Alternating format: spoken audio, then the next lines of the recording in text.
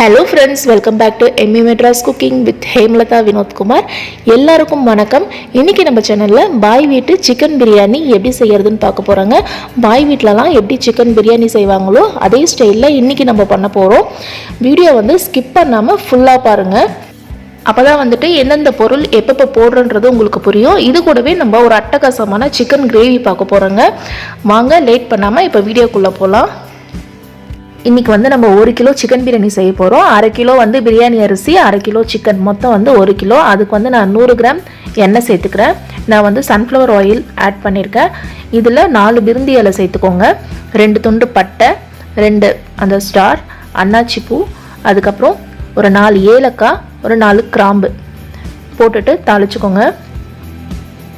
எல்லாம் நல்லா செவந்த உடனே நான் வந்து ஒரு 5 பெரிய வெங்காயம் இதில் சேர்த்துருக்கேன். சேர்த்துட்டு நல்லா இதை நம்ம வதக்கிக்கலாம். வெங்காயம் நல்லா கோல்டன் ப்ரௌன் வர அளவுக்கு நல்லா வதக்கிக்கலாங்க. ரொம்ப ஹையில் வச்சு வதக்காமல் கொஞ்சம் மீடியம் ஃப்ளேம்லேயே வச்சு நல்லா வதக்கிக்கோங்க.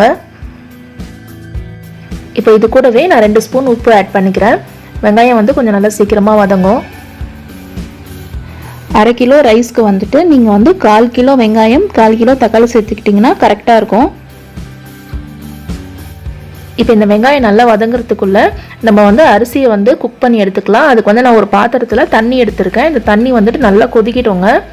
இந்த ஸ்டேஜில் வந்து நீங்கள் ரைஸை குக் பண்ண ஸ்டார்ட் பண்ணிட்டீங்கன்னா கரெக்டாக இருக்கும். வெங்காயம் பாருங்கள் நல்லா வதங்கிடுச்சு. இந்த அளவுக்கு நல்லா வதக்கி எடுத்துக்கோங்க. இப்போ இதில் நான் ஒரு 50 கிராம் அளவுக்கு இஞ்சி பூண்டு பேஸ்ட்டு சேர்த்துக்கிறேன். இஞ்சி பூண்டு ரெண்டுமே சேர்த்து 50 கிராம். இப்போ இதை வந்து நல்லா இந்த பச்சை வாசனை போகிற அளவுக்கு இது கூடவே நல்லா வதக்கிக்கலாங்க. எல்லாமே நல்லா வதங்கின உடனே இப்போ வந்து நான் ஒரு 4 தக்காளி பழம் சேர்த்துக்கிறேன். இதே வந்து நம்ம நல்லா வதக்கிக்கலாங்க. இதில் நான் ஒரு 1/2 ஸ்பூன் மஞ்சள் தூள் சேர்த்துக்கிறேன். 1 ஸ்பூன் வெறும் மிளகாய் தூள் சேர்த்துக்கோங்க. உங்கள் காரத்துக்கு ஏற்ற மாதிரி நீங்கள் சேர்த்துக்கோங்க. நான் வந்து 1 ஸ்பூன் சேர்த்துருக்கேன். ஏன்னா குழந்தைங்க சாப்பிடுன்றதுனால நான் வந்து காரம் கொஞ்சம் கம்மியாக தான் சேர்த்துருக்கேன். பெரியவங்க சாப்பிட்ற மாதிரி இருந்தால் இது கூடவே ஒரு 4 பச்சை மிளகாய் கூட நீங்கள் சேர்த்துக்கலாம். காரம் நல்லா சாப்பிடுவீங்க அப்படின்னா நீங்கள் இதில் வந்து 1/2 ஸ்பூன் வெறும் மிளகாய் தூள் கூட நீங்கள் சேர்த்துக்கலாம். இது நல்லா வதக்கிக்கலாம். வதக்கிட்டு நான் வந்து ஒரு கைப்பிடி கொத்தமல்லி நல்லா பொடியாக இந்த மாதிரி கட் பண்ணிவிட்டு இதில் சேர்த்துக்கோங்க. ஒரு கைப்பிடி புதினா இலை இதையும் வந்து நல்லா சுத்தம் பண்ணிவிட்டு இது கூடவே சேர்த்துட்டு நம்ம நல்லா வதக்கிக்கலாம்.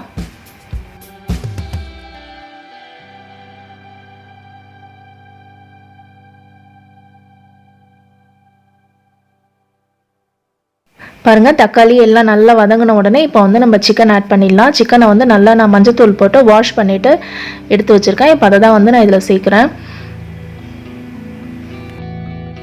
இந்த சிக்கனில் இருக்க ரா ஸ்மெல் போகிற அளவுக்கு நம்ம நல்லா வதக்கிக்கலாங்க.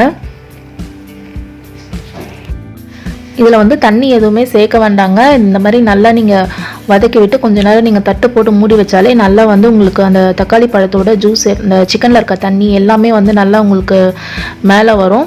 இந்த சிக்கனும் வந்து அந்த தண்ணியிலேயே வந்து நல்லா குக் ஆகிடும் உங்களுக்கு. அப்படி வந்து உங்களுக்கு அதில் வந்து அந்த தண்ணி வரலை அப்படின்னா நீங்கள் வந்து ஒரு கிளாஸ் தண்ணி கூட ஆட் பண்ணிவிட்டு சிக்கனை வந்து நீங்கள் குக் பண்ணி எடுத்துக்கலாம். இப்போது ஸ்டவ்வை லோ ஃப்ளேமில் வச்சிடலாம். பாருங்கள், நான் நல்லா வதக்கிட்டேன். இதில் வந்து நான் அப்படியே தட்டு போட்டு மூடி வச்சிடுறேன். சிக்கன் வந்து நல்லா வேகட்டும். இப்போ தண்ணி நல்லா கொதிச்சிச்சுங்க. தண்ணி வந்து நல்லா பபுள்ஸ் வரணும். அந்த அளவுக்கு நல்லா கொதிச்ச உடனே அரிசி வந்து நான் 1/2 கிலோ பாஸ்மதி ரைஸ் எடுத்திருக்கேன். அதை வந்து இதில் போட்டுக்கிறேன். பிரியாணி செய்ய ஸ்டார்ட் பண்ணும் போதே பாஸ்மதி ரைஸை ஒரு 1/2 hour ஊற போட்டுடுங்க. இப்போது சாதத்துக்கு தேவையான சால்ட்டு சேர்த்துக்கலாம். நான் வந்து இதில் 2 ஸ்பூன் சால்ட் ஆட் பண்ணியிருக்கேன். சேர்த்துட்டு ரொம்ப மிக்ஸ் பண்ணக்கூடாது, லைட்டாக மிக்ஸ் பண்ணிவிட்டு எடுத்துடுங்க, இல்லைன்னா வந்து அரிசி உடஞ்சிரும். இப்போ இந்த சாப்பாடு வந்து நல்லா வேகட்டும். இப்போது சிக்கனும் ரைஸும் நல்லா குக் ஆகிட்டுருக்கு. இப்போ வந்து நம்ம சிக்கன் கிரேவிக்கு தேவையான மசாலா நம்ம அரைச்சிக்கலாம். இதுக்கு வந்து நான் ஒரு பெரிய வெங்காயம் கட் பண்ணி வச்சுருக்கேங்க, ஒரு 10 பல்லு பூண்டு, ஒரு 2 இன்ச்சு அளவுக்கு இஞ்சி எடுத்திருக்கேன், அதே மாதிரி ஒரு தக்காளி பழம் எடுத்திருக்கேன், கொஞ்சம் கொத்தமல்லி, ஒரு கைப்பிடி அளவுக்கு கொத்தமல்லி. இது வந்து நம்ம க்ரீன் சிக்கன் இது, அதனால் வந்துட்டு கொத்தமல்லி வந்து ஒரு கட்டு இருந்தால் கூட நீங்கள் சேர்த்துக்கலாங்க, ரொம்ப நல்லாயிருக்கும். இதுக்கு காரத்துக்கு வந்து 2 பச்சை மிளகாய் எடுத்திருக்கேன். இந்த சிக்கனுக்கு வந்து காரத்துக்கு பார்த்திங்கன்னா பச்சை மிளகா அப்புறம் மிளகு தான் நம்ம சேர்க்க போகிறோம். அதனால் வந்து உங்களுக்கு எப்படி காரமோ நீங்கள் அதுக்கேற்ற மாதிரி நீங்கள் சேர்த்துக்கோங்க. இப்போ இது எல்லாத்தையும் வந்துட்டு நம்ம ஒரு மிக்ஸி ஜாரில் போட்டு நல்லா நம்ம ஃபைன் பேஸ்ட்டாக அரைச்சி எடுத்துக்க போகிறோம். இந்த சிக்கன் கிரேவி பார்த்திங்கன்னா சப்பாத்திக்கு, பிரியாணிக்கு, இட்லி, தோசை, சாதத்துக்கு கூட ரொம்ப சூப்பராக இருக்குங்க. உடனே டக்குன்னு செஞ்சிடலாம். ரொம்ப நேரம் நம்ம வதக்கணும் தாளிக்கணும்லாம் அவசியம் கிடையாது. டக்குன்னு செஞ்சிடலாம். ரொம்ப ஈஸியான ரெசிபிங்க இது. ரொம்ப டேஸ்ட்டாகவும் இருக்கும். இப்போ இது கூடவே நான் ஒரு 2 பட்டை, ஒரு 2 கிராம்பு சேர்த்துக்கிறேன்.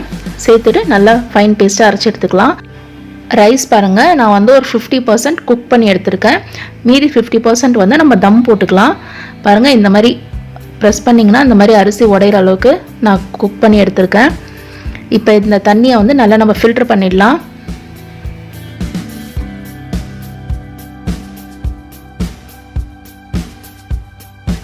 இப்போது சிக்கனை ஓப்பன் பண்ணி பார்த்துடலாங்க. பாருங்கள், சிக்கன் பாருங்கள் எவ்வளோ நல்ல கிரேவியாக வந்திருக்கு. உங்களுக்கு வந்து இந்த அளவுக்கு கிரேவி வரலை அப்படின்னா நீங்கள் வந்து சிக்கன் வதக்கிட்டு நீங்கள் தட்டு போட்டு மூடி வைக்கிறீங்க பாருங்கள். அப்போ வந்து ஒரு 2 மினிட்ஸ் கழிச்சு ஓப்பன் பண்ணி பாருங்கள். இந்த அளவுக்கு கிரேவி வரலைன்னா நீங்கள் ஒரு 1/2 கிளாஸ் இல்லைனா 1 கிளாஸ் தண்ணி ஊற்றிட்டு கூட நீங்கள் சிக்கனை நல்லா வேக வச்சு எடுத்துக்கோங்க. சிக்கன் நல்லா குக் ஆகிடுச்சுங்க. இப்போ வந்து நம்ம ஃபில்ட்ரு பண்ண ரைஸை வந்துட்டு நம்ம இதில் போட்டுட்டு தம் போட்டுடலாம்.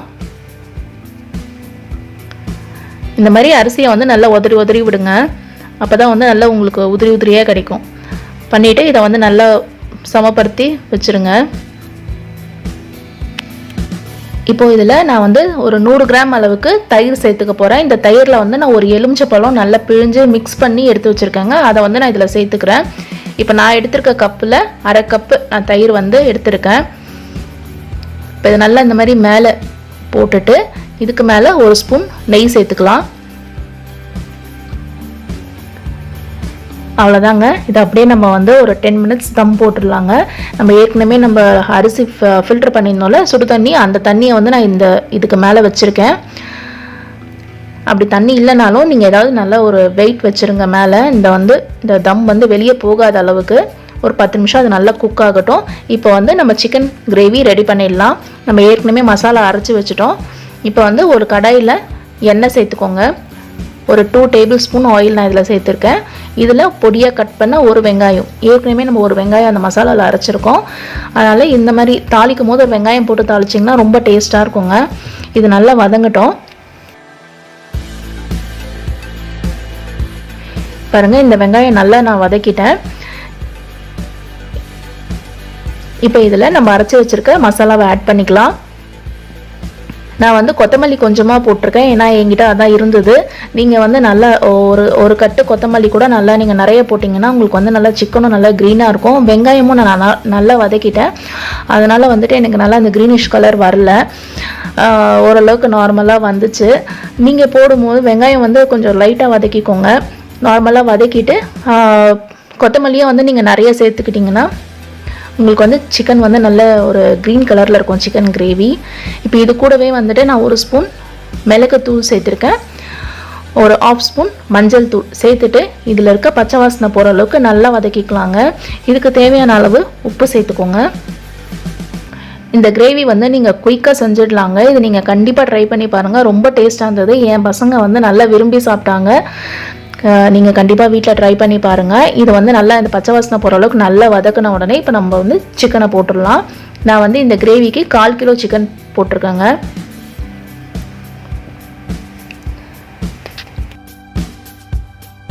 இப்போ இந்த சிக்கனை நல்லா வதக்கிக்கலாம். உங்கள்கிட்ட மிளகுத்தூள் இல்லைன்னா கூட நீங்கள் நம்ம மசாலா அரைக்கிறோம்ல அப்போவே வந்து நீங்கள் 1 ஸ்பூன் மிளகு கூட அதில் போட்டு சேர்த்து அரைச்சிக்கலாம். இல்லை இப்படியும் நீங்கள் மிளகுத்தூளை கூட நீங்கள் போடலாம். அந்த சிக்கனில் இருக்க ராஸ்மெல்லாம் நல்லா போகிற அளவுக்கு நல்லா நம்ம வதக்கிக்கலாம் அந்த மசாலா கூட. பாருங்கள், நல்லா நான் வதக்கிட்டேன். இப்போ இதில் வந்து நான் ஒரு 1/2 கிளாஸ் அளவுக்கு தண்ணி சேர்த்துக்கிறேன். சேர்த்துட்டு நல்லா மிக்ஸ் பண்ணிக்கோங்க.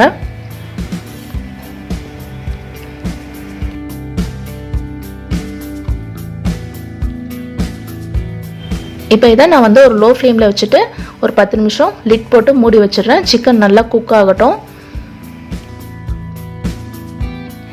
இப்போ பிரியாணி தம் போட்டு 10 நிமிஷம் ஆயிடுச்சுங்க. இப்போ ஓப்பன் பண்ணி பார்த்துடலாம். கம்மன்னு சிக்கன் பிரியாணி சூப்பராக ரெடி ஆயிடுச்சுங்க. ரொம்ப நல்லா டேஸ்ட்டாக இருந்துச்சு. நல்லா நீங்கள் கலரும் போது கரண்டியை வந்து நல்லா ஓரமாக விட்டு நல்லா அடியிலேருந்து இப்படி எடுத்து மேலே போடுங்க. நல்லா அரிசி பாருங்கள் எவ்வளோ உதிரி உதிரியாக இருக்குது பாருங்கள். சூப்பராக எப்படி கரண்டியில் ஒட்டாமல் வருது பாருங்கள். பிரியாணி வந்து ரொம்ப நல்லா டேஸ்ட்டாக இருந்தது. கண்டிப்பாக நீங்களும் இதே மாதிரியே செஞ்சு பாருங்கள். நல்லா இந்த மாதிரி கலரி விட்டுட்டு சர்வ் பண்ணிக்கலாம்.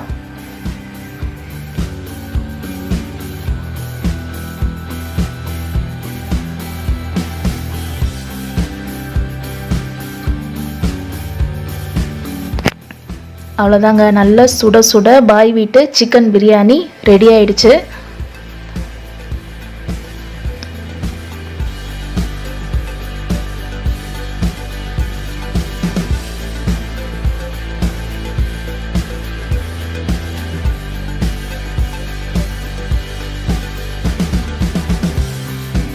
இப்போ சிக்கனை ஓப்பன் பண்ணி பார்த்துடலாம். பாருங்க, சிக்கனும் நல்லா குக் ஆயிடுச்சு.